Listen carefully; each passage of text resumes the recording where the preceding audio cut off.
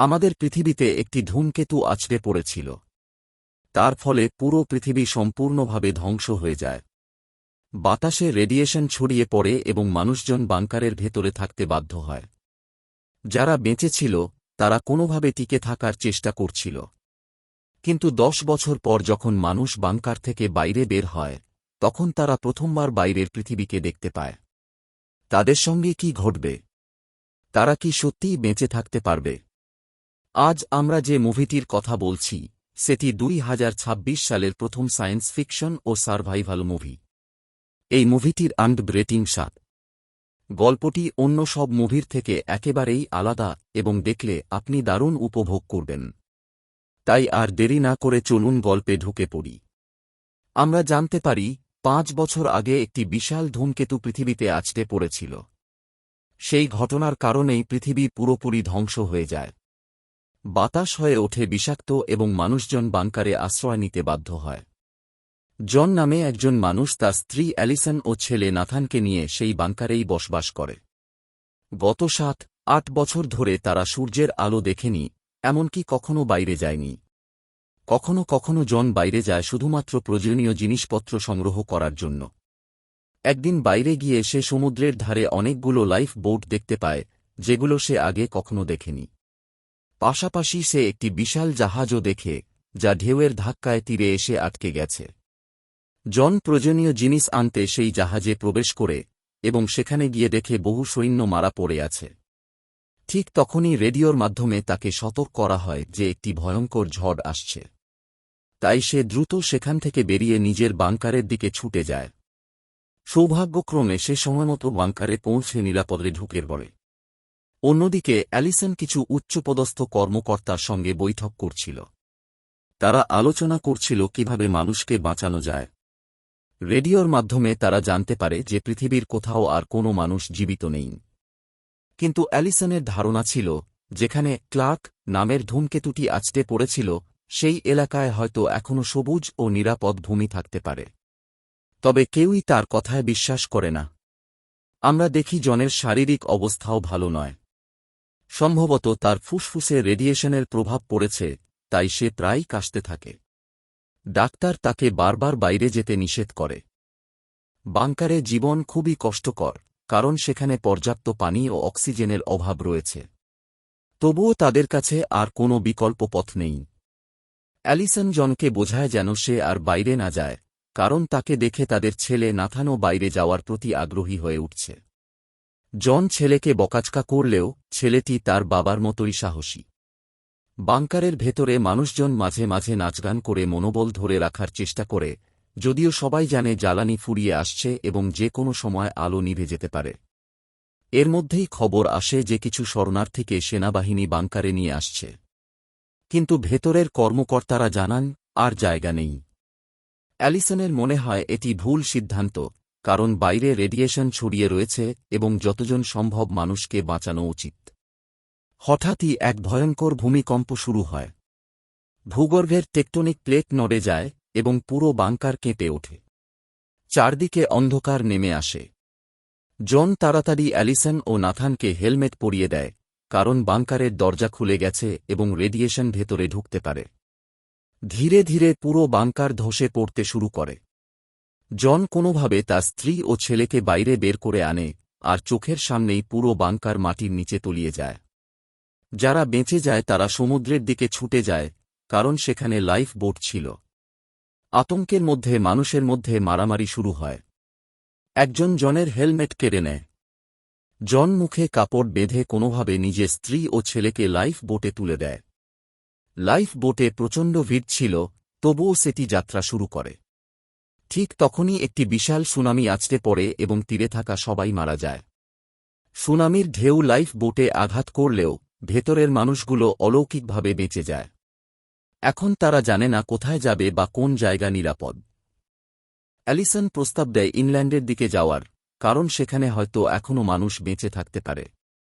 রাতে নাথান আকাশের দিকে তাকিয়ে থাকে। সে দেখে পৃথিবীর চারপাশে অসংখ্য গ্রহাণু ঘুরে বেড়াচ্ছে। দৃশ্যটি ভয়ঙ্কর হলেও একই সঙ্গে বিস্ময়কর। হয়তো ভবিষ্যতে এমন কিছু আমাদের সঙ্গেও ঘটতে পারে, কিন্তু আপাতত তারা বেঁচে আছে। কয়েকদিন সমুদ্রে ভেসে থাকার পর তাদের জ্বালানি শেষ হয়ে যায়। এরপর তারা বাতাসের ভরসায় যেদিকে স্রোত নিয়ে যায় সেদিকেই এগিয়ে যেতে থাকে। জন বাইরে বেরিয়ে চারপাশে তাকিয়ে বুঝতে পারে যে তারা কোনো সমুদ্রতটে নয়, বরং লন্ডন শহরের ভেতরেই এসে পৌঁছেছে। সমুদ্রের পানি এতটাই বেড়ে গেছে যে তা উঁচু উঁচু বিল্ডিংয়ের ছাদ পর্যন্ত পৌঁছে গেছে। তাই তারা এক জায়গায় নেমে পড়ে এবং খাবার, পানীয় ও পরিষ্কার পানির সন্ধানে সামনে এগিয়ে যায়। তখনই তারা জানতে পারে যে ইংল্যান্ডের এই এলাকায় এখনও মানুষ বসবাস করছে। এর মানে এখানে নিশ্চয়ই কোনো বাংকার আছে। সেই আশাতেই সবাই সামনে এগোতে থাকে। সেখানে সেনাবাহিনীর লোকজনও উপস্থিত ছিল, যা আরও নিশ্চিত করে যে এই এলাকায় বাংকার রয়েছে। জন তার পরিবারকে নিয়ে ফেন্সের কাছে পৌঁছায় এবং সেনাদের বলে যে তাদের কাছে পাস রয়েছে, তাই যেন তাদের ভেতরে ঢুকতে দেওয়া হয়।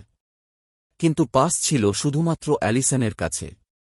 জন এবং নাথানের কাছে কোনো পাস না থাকায় তাদের দুজনকে ভেতরে ঢুকতে দেওয়া হয় না। ঠিক সেই সময় একজন সৈনিক হঠাৎই এক সাধারণ মানুষের ওপর গুলি চালিয়ে দেয়। চারদিকে আতঙ্ক ছড়িয়ে পড়ে এবং লোকজন দৌড়াদৌড়ি শুরু করে। একই সঙ্গে আরেকটি ভয়ঙ্কর ঝড়ও তাদের দিকেই ধেয়ে আসছিল। পরিস্থিতি আরও খারাপ হয়ে ওঠে, তাই জন, অ্যালিসন ও নাথান সেখান থেকে পালিয়ে যায়। তারা এক ব্যক্তির গাড়ি থামায়। সেই লোকটি তাদের সাহায্য করে এবং নিজের নাম ওবি বলে পরিচয় দেয়। সে তাদের ঝড়ের কবল থেকে বের করে একটি নিরাপদ জায়গায় পৌঁছে দেয়। এক জায়গায় গাড়ি থামিয়ে সবাই কিছুক্ষণ বিশ্রাম নেয়। কিন্তু ঠিক তখনই জন দেখতে পায় আকাশ থেকে অসংখ্য উল্কাপিণ্ড তাদের দিকেই ধেয়ে আসছে। সে তাড়াতাড়ি তার পরিবারকে গাছের সঙ্গে শক্ত করে আঁকড়ে ধরতে বলে।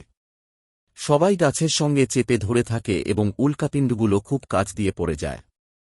এই ভয়াবহ ঘটনার মধ্যে ওবি এবং তার গাড়ি সম্পূর্ণভাবে ধ্বংস হয়ে যায়। কোনোমতে জন ও তার পরিবারের প্রাণ বেঁচে যায়।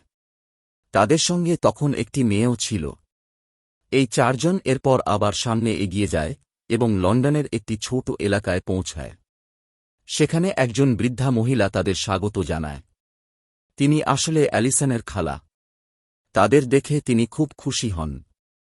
তিনি জানান যে এখানে আরও অনেক বয়স্ক মানুষ থাকেন, তবে এই জায়গাটি তুলনামূলকভাবে নিরাপদ। তিনি তাদের বলেন এই জায়গাটিকে নিজের বাড়ির মতোই ভাবতে। এরপর সবাই সেখানে কিছুটা সময় কাটায়, খাবার খায় এবং বিশ্রাম নেয়। কিন্তু বাইরে থেকে মানুষের চিৎকার, গুলির শব্দ ভেসে আসে। সেই বৃদ্ধা মহিলা জানান, লন্ডন আর আগের লন্ডন নেই। মানুষ এখন একে অপরের বাড়ি লুট করছে, মানুষকে হত্যা করছে। রাত গভীর হলে সবাই ঘুমিয়ে পড়ে, কিন্তু জনের ঘুম আসে না। সে লাগাতার কাশতে থাকে এবং তার মুখ থেকে রক্ত বের হতে শুরু করে। এই সব কিছু অ্যালিসনের চোখে পড়ে। জন তাকে জানায় যে তার শরীরে রেডিয়েশন ঢুকে পড়েছে এবং হয়তো সে বেশিদিন বাঁচবে না। তবে সে আশ্বাস দেয়, যতদিন সে বেঁচে থাকবে ততদিন সে তার পরিবারকে নিরাপদে পৌঁছে দেবে। এই কথা শুনে অ্যালিসন ভেঙে পড়ে এবং কান্নায় ভেঙে যায়, কারণ সে বুঝে যায় একদিন না একদিন তার জীবনসঙ্গী তাকে ছেড়ে চলে যাবে। সকাল হলে তারা আবার যাত্রা শুরু করে। আসলে তাদের লক্ষ্য ছিল সেই বিশাল ক্রেটারের কাছে পৌঁছানো, যেখানে কার্ল নামের একটি গ্রহাণু আছড়ে পড়েছিল এবং একটি গভীর গর্ত তৈরি হয়েছে। সেই গর্তের কাছেই তাদের পৌঁছাতে হবে। সেই বৃদ্ধা মহিলা তাদের বিদায় জানায়। বয়স্ক মহিলা তাদের হাতে বন্দুক দেয় এবং বলে, পথে এগুলো তোমাদের কাজে লাগবে। এরপর চারজন গাড়িতে উঠে সেখান থেকে রওনা দেয়। তাদের সামনে ছিল এক দীর্ঘ ও কঠিন যাত্রা। কিন্তু মাঝপথেই কিছু দুষ্কৃতকারী এসে তাদের গাড়ির ওপর গুলি চালাতে শুরু করে। আত্মরক্ষার জন্য জন পাল্টা গুলি চালায় এবং দুজন হামলাকারীকে মেরে ফেলে, ফলে সে নিজের পরিবারের প্রাণ বাঁচাতে সক্ষম হয়। কিন্তু ঠিক তখনই তারা বুঝতে পারে তাদের সঙ্গে যে মেয়েটি এসেছিল সে গুলিবিদ্ধ হয়ে মারা গেছে। তারা সেখানেই তার দেহটি কবর দেয়। এরপর শুধু তিনজন, জন, অ্যালিসন ও নাথান, বেঁচে থাকে এবং আবার সামনে এগিয়ে যায়। তাদের যাত্রা যে কতটা কঠিন তা বোঝা যায় চারপাশের পরিবেশ দেখলেই। আকাশে কোনো সূর্য নেই, আশেপাশে পানির কোনো উৎস নেই। তবুও তারা থেমে না থেকে এগিয়ে যেতে থাকে। একসময় তারা এমন একটি জায়গায় পৌঁছায় যেখানে আগে একটি বড় হ্রদ ছিল, কিন্তু এখন তা পুরোপুরি শুকিয়ে গেছে।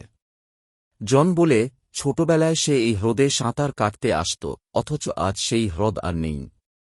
চারদিকে ডুবে থাকা জাহাজগুলো নিচে আটকে আছে। তবুও তারা শুকনো হ্রদের ভেতর দিয়েই গাড়ি চালিয়ে পার হয়ে যায়। তাদের কাছে তখন না আছে পানি, না আছে খাবার, শুধু একটি গাড়ি আর সামনে পড়ে থাকা এক দীর্ঘ পথ। মুখে হতাশার ছাপ থাকলেও এগিয়ে যাওয়ার দৃঢ় সংকল্প তাদের থামতে দেয় না। কিছু দূর যাওয়ার পর তারা দেখতে পায় মাটি দুই ভাগ হয়ে গেছে এবং বিশাল এক ফাটল সৃষ্টি হয়েছে। কিন্তু তাদের গন্তব্য সেই ক্রেটার, তাই এই ফাটল পার হওয়াই একমাত্র উপায়। কেউ কেউ দড়ির সাহায্যে সেখানে একটি অস্থায়ী সেতু তৈরি করেছিল। তারা সেই সেতুর ওপর দিয়েই ভাগ্য পরীক্ষা করে সামনে এগিয়ে যায়। নাথান খুব ভয় পেয়ে যায় এবং বলে সে এই সেতু পার হতে পারবে না। তখন জন তাকে সাহস দেয় এবং বলে, আমি তোমার সঙ্গেই আছি, তোমার কিছু হবে না। এরপর তারা ধীরে ধীরে দড়ি ও সিঁড়ির সাহায্যে সেতু পার হতে থাকে। কিন্তু হঠাৎ টেকটনিক প্লেট নড়ে ওঠে। এর ফলে সেতুটি ভেঙে যেতে শুরু করে এবং অনেক মানুষ সেই ফাটলের মধ্যে পড়ে যায়। কোনোভাবে জন ও তার পরিবার প্রাণে বেঁচে যায় এবং দ্রুত অন্য পাশে পৌঁছে যায়। দৃশ্যটি ছিল ভয়াবহ। এত মানুষের মৃত্যু হয়, অথচ বেঁচে থাকে মাত্র ৩ জন, জনের পরিবার। তবে তাদের গাড়িটি অন্য পাশে রয়ে যায়। এখন তাদের পায়ে হেঁটেই সামনে এগোতে হবে।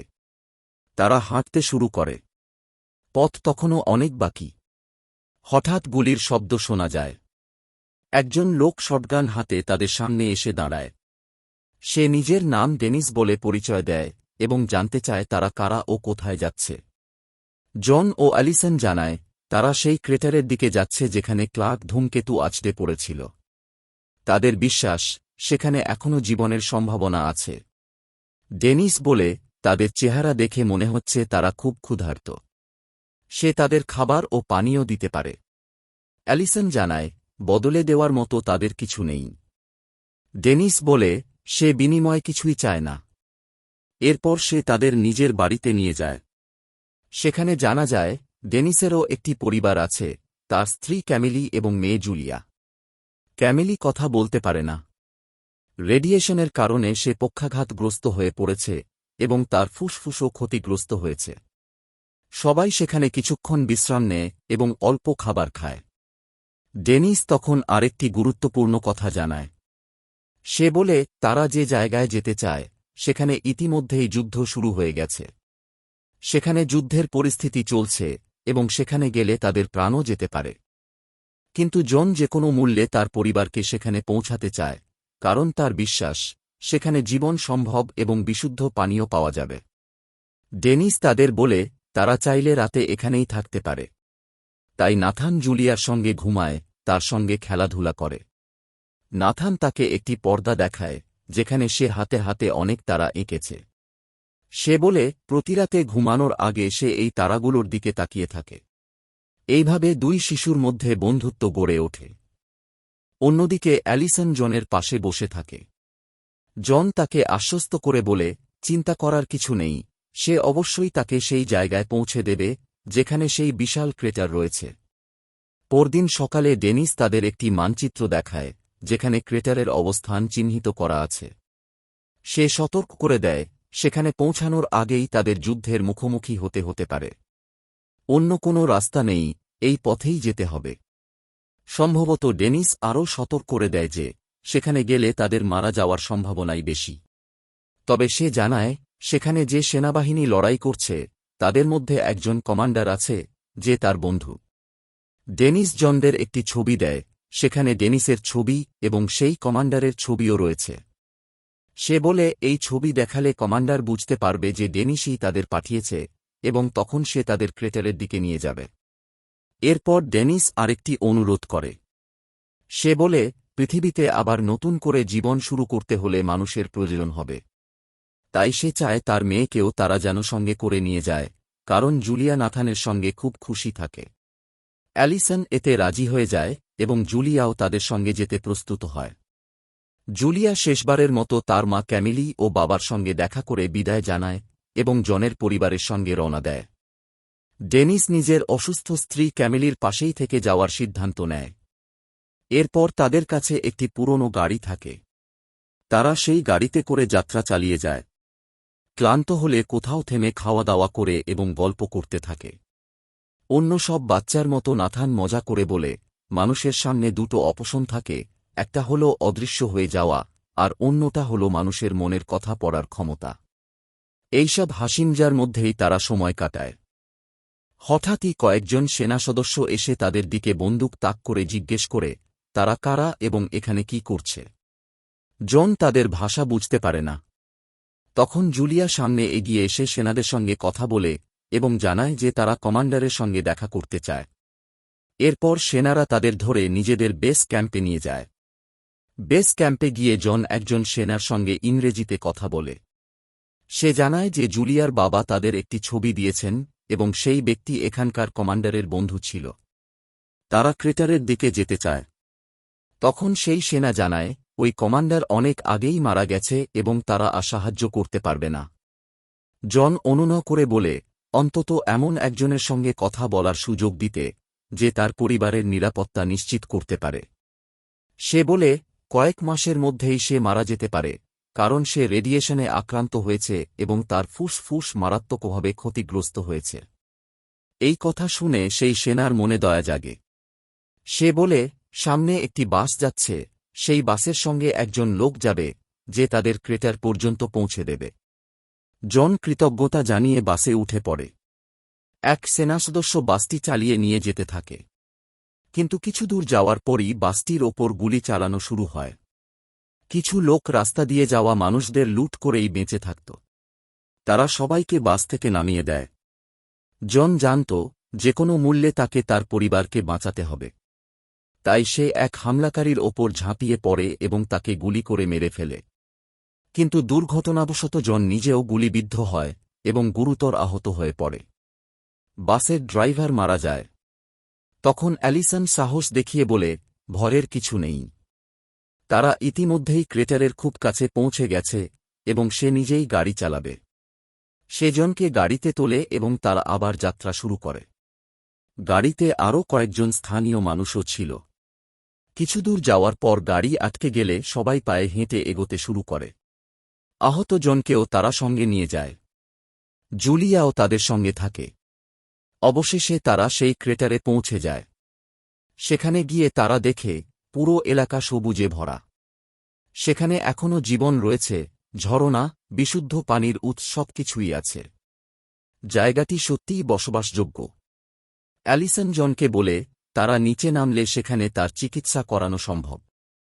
কিন্তু জন জানায় তার সময় শেষ হয়ে এসেছে।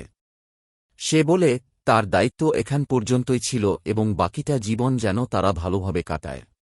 এই কথা বলেই জন মারা যায়। জনের মৃত্যুতে অ্যালিসন, নাথান ও জুলিয়া গভীরভাবে ভেঙে পড়ে। তারা সেখানেই জনকে কবর দেয় এবং সেই জায়গাতেই থেকে যাওয়ার সিদ্ধান্ত নেয়। পাশাপাশি জানা যায় ভবিষ্যতে নাথান ও জুলিয়ার বিয়ে হবে এবং পৃথিবীতে আবার নতুন করে মানবজাতির বংশবিস্তার শুরু হবে। এইভাবেই মুভিটির গল্প শেষ হয়।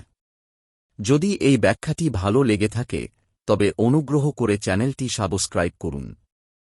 বর্তমানে সব ভিডিও সে মোবাইল ফোন দিয়েই এডিট করে, তাই লম্বা ভিডিও বানানো একটু কঠিন।